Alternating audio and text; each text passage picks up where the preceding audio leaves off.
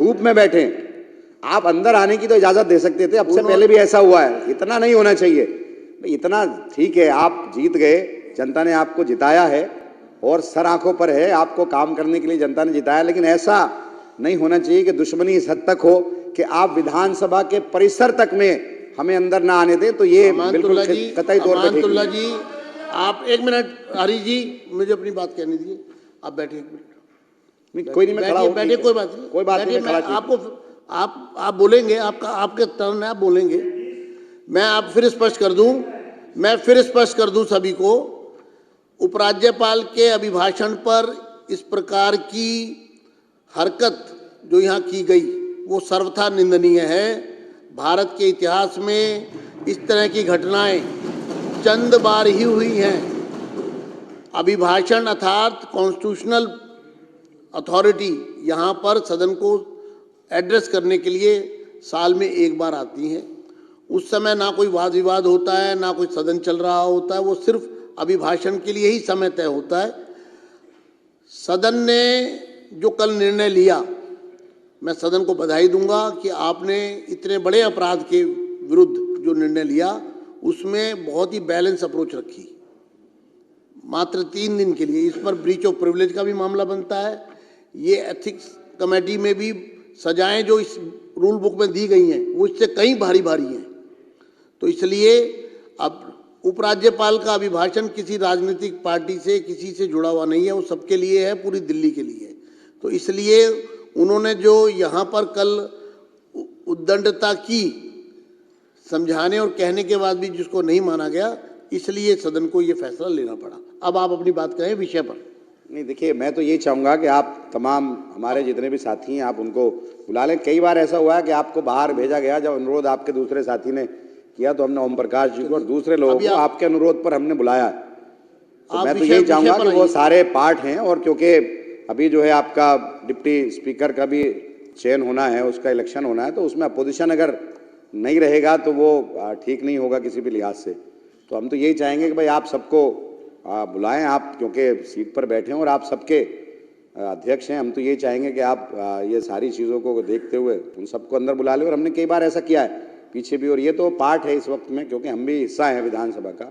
और बड़ी अच्छी बात है कि दिल्ली की जनता ने विषय पर आ जाए, आपको चुन करके भेजा है, और हम खैर मकदम करते हैं इसका, जनता ने कहा। और हम यही चाहेंगे कि आप तमाम तबकात के साथ में जो भी हैं कार्य करें, और हम मुख्यमंत्री जी से भी और तमाम मंत्री से और तमाम विधायकों से हमारी तो ये रिक्वेस्ट रहेगी, ये दरख्वास्त रहेगी कि आप दिल्ली की जनता के लिए काम करें। और मैं एक और बात करना चाहूँगा, देखिए जिस तरह से मैं यहाँ मौजूद हूँ, सीएजी पर बात करनी है, मुझे सीएजी पर बात करनी है तो करिए। मैं ये करना चाहूँगा कि जिस तरह से कोई निकम्मा कह रहा है, कोई बेईमान कह रहा है, कोई निकम्मी सरकार कह रहा है, तो इस तरह की भाषा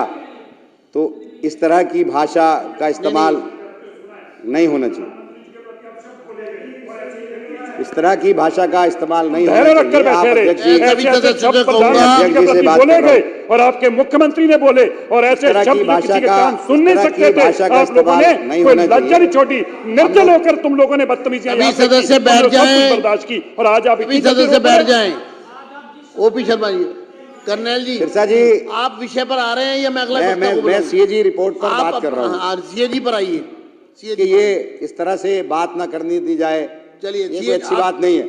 नहीं, आपको मैं मर्यादा दे रहा हूँ। हम लोग 5 मिनट आपके हो गए हैं, आप समय का सदुपयोग करें, सीएजी पर बात करें। देखिए, सीएजी रिपोर्ट सदन में पेश हुई और उस पर मैं चर्चा सुन रहा हूँ, और मैं देख भी रहा हूँ कि सीएजी रिपोर्ट में जो कहा गया है, पिछले 2 साल से ये शराब घोटाले पर आए दिन ये तमाम चीज़ें आ रही हैं, और हमारे दिल्ली सरकार के करैक्टर को जिस तरह से बदनाम किया गया, जिस तरह से करैक्टर असैसिनेशन किया गया, वो सबके सामने है।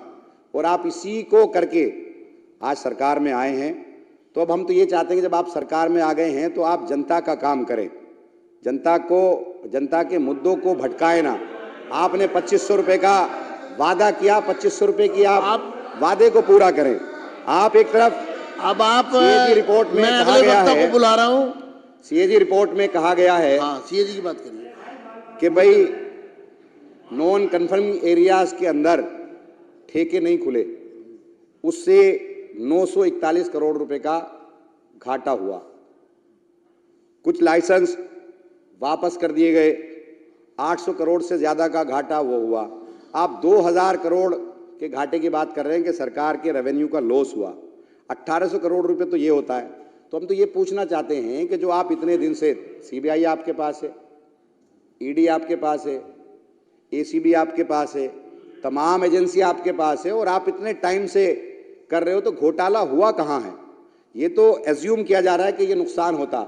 और जो इसमें 8 अध्याय हैं, 8 अध्याय के अंदर 7 में पुरानी जो पॉलिसी है उसके बारे में कहा गया है कि उसके अंदर जो कमियां थी वो कमियां बताई गई हैं, और एक अध्याय के अंदर बताया गया कि ये इसके अंदर ट्रांसपेरेंसी थी। अगर ठीक से इंप्लीमेंट किया जाता तो ये लॉस नहीं होता बल्कि फ़ायदा होता। पंजाब के अंदर यही पॉलिसी इंप्लीमेंट हुई, 1 साल में फ़ायदा हुआ, दूसरी मर्तबा दूसरा फ़ायदा हुआ, और जो पहली पॉलिसी उसमें फ़ायदा नहीं हुआ। बोल ले, फिर आप बोल ले। तो हम तो ये कहना चाहते हैं कि भाई आप तमाम और एक अरे वो कोई बात नहीं, एक मिनट पॉइंट ऑफ ऑर्डर। आप इस तरह से बात करके आप ना तो मुझे डरा सकते ना दबा सकते। अमानतुल्लाह कोई तरीका। माइक बंद करिए, 2 मिनट रुके। Point of order, point of order. देखिए, पॉइंट ऑफ ऑर्डर का मतलब है सारी कार्रवाई रुकेगी, और जो सदस्य पॉइंट ऑफ ऑर्डर यानी कि व्यवस्था का प्रश्न, व्यवस्था का प्रश्न अगर उठेगा तो पहले वो सुना जाएगा। अध्यक्ष जी, मेरा पॉइंट ऑफ ऑर्डर है कि रिकॉर्ड के ऊपर मिसलीड किया जा रहा है इस हाउस को। सीएजी की रिपोर्ट कभी ये मेंशन नहीं करती कि इसमें करप्शन है कि नहीं। सीएजी की रिपोर्ट अनियमितताओं को जो है बताती है और उसको उजागर करती है। उसके बाद उस पर क्रिमिनल एक्टिविटी होनी है कि नहीं, उसको क्राइम एजेंसीज और पीएसी रिकमेंड करती है एक्शन के लिए। सीएजी की रिपोर्ट को यह कहना कि उसमें कहीं करप्शन लिखा, देश के इतिहास में कोई सीएजी की रिपोर्ट करप्शन के बारे में नहीं लिखती, अनियमितताओं के बारे में लिखती है। और जिस तरीके की अनियमितताएं दिल्ली में शराब घोटाले के बारे में सीएजी ने मार्क की हैं, ये तय हो गया कि ईडी और सीबीआई का जो एक्शन चल रहा था वो सही रास्ते पे चल रहा था और उसको और तेजी से लेकर तो हाउस को मिसलीड नहीं किया जाए। इस सीएजी की रिपोर्ट में जो है करप्शन नहीं मेंशन है, तो इसलिए पॉइंट ऑफ ऑर्डर एक्सेप्ट है, हाउस को मिसलीड ना किया जाए। आगे बढ़िए। मिसलीड नहीं कर रहा है, मेरा सिर्फ कहना यह है कि सीएजी की रिपोर्ट में तो ये एज्यूम किया गया, ये जो है नॉन कम्युनिकेशन एरियाज के अंदर दुकानें खुलने किसने नहीं दी, कि क्या दबाव बनाया गया। पहले साल के अंदर ही सीबीआई ने एफआईआर दर्ज कर ली, ईडी ने एफआईआर दर्ज कर ली, गिरफ्तारियां शुरू हो गई। जो ट्रांसपेरेंसी इसके अंदर थी उससे फ़ायदा होना था, फ़ायदा नहीं हुआ, लोग डर गए। तो ये तो तमाम एजेंसियां आपके पास थी और इन्हीं एजेंसियों का इस्तेमाल करके आज आप सरकार में आ गए, और सरकार में जिन वादों के साथ आप आए वो वादे आप पूरे कर नहीं रहे हो। 2500 रुपये महिलाओं को देने की बात आपने की थी, वो आप वादा पूरा कर नहीं रहे हो। जो आपने काम करने की बात की थी वो आप कर नहीं रहे हो। सिर्फ दिल्ली की जनता को गुमराह करने का काम ये सरकार कर रही है। अध्यक्ष जी, शुरू करिए। सीएजी की रिपोर्ट पे आपने मुझे बोलने का मौका दिया है, इसके लिए आपको बहुत बहुत धन्यवाद। चलिए अब शुरू करिए। और चलिए, ये जो रिपोर्ट है, इस रिपोर्ट को लेकर जो संघर्ष हम लोगों ने पिछले 2 वर्षों में इसी हाउस में किया है, जब ये पीले पन्ने में ये रिपोर्ट आई तो मुझे बहुत प्रसन्नता हुई, क्योंकि यही पीला रंग लेके साहबजादे केजरीवाल जी पूरे दिल्ली में अलग जगा रहे थे, और वही पीला रंग, यही पीला रंग आज उनकी कलई खोल रही है। अध्यक्ष जी, ये पीला रंग बतला रहा है। बैठिए उनका बैठिए। अध्यक्ष जी, ये पीला रंग बतला रहा है कि आम आदमी पार्टी के नेता जो इस हाउस में खड़े होके कहते थे कि शिक्षा क्रांति लाने वाला मनीष सिसोदिया को भारत रत्न मिलना चाहिए, फिर खड़े होके कहते थे कि स्वास्थ्य और मोहल्ला क्लिनिक मॉडल देने वाले सत्येंद्र जैन को भारत रत्न मिलना चाहिए। और अध्यक्ष जी, जब कलई खुली और रिपोर्टें जब आने लगी तो भारत रत्न देने वाला व्यक्ति समेत वो दोनों तिहाड़ के अंदर पाए गए। भ्रष्टाचार का एक नया परिभाषा कि झूठ भी बोलना है, गाल भी बजाना है और चोरी भी करना है। अरे भाई साहब बैठ जाइए, बैठ जाइए, अब समय बीत चुका है आप लोगों का। अभय जी आप अपनी बात कहिए। हाँ आप अपनी बात अध्यक्ष जी, दिक्कत ये है आप अपनी बात कहिए कि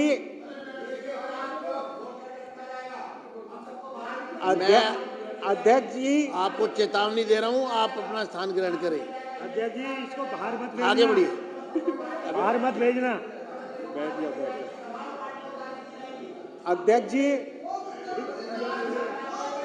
अभय जी आप कंटिन्यू रखिए, नहीं तो मैं अगले वक्ता को बुलाऊंगा, क्योंकि समय की मुझे ध्यान रखना है। अध्यक्ष जी मैं ये कह रहा आप अपनी हूं बात कहते जाइए, आप बैठ जाइए। कि पहले की जो व्यवस्था थी लीकर पॉलिसी की, उसमें मैन्युफैक्चरर एक आदमी होता था, स्टॉकिस्ट एक आदमी होता था, रिटेलर एक आदमी होता था, और इनके माध्यम से शराब कंज्यूमर के पास। अरे बैठ जा, बैठ। अरे मैं बोलूंगा अभी। अरे बैठ जा, बैठ जा, बैठ जा। ओपी शर्मा जी, अभय जी आप कंटिन्यू करिए। कंज्यूमर तक शराब पहुंचने में ये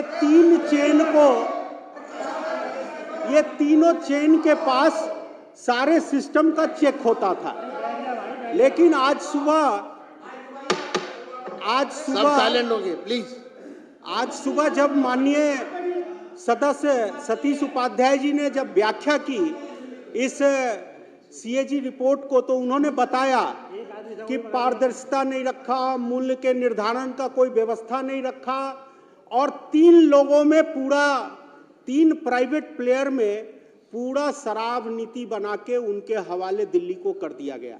अध्यक्ष जी ये सच है कि ये सीएजी की रिपोर्ट केवल सरकार की खामियों को बताया है, इसमें कोई दुरेज नहीं है। जो कमियां सरकार की रही नई लीकर पॉलिसी लागू करने में, उसके कारण 2002 करोड़ रुपए के नुकसान हुए हैं। लेकिन मैंने सरकार से एक पत्र लिखा था और सरकार का जवाब आया, वो जरूर हम सबको जानने की जरूरत है। सर, जो पीरियड था नई पॉलिसी का, वो 1 नवंबर 2021 से 1 सितंबर 2022 तक वो पॉलिसी लागू रही, और उस दौरान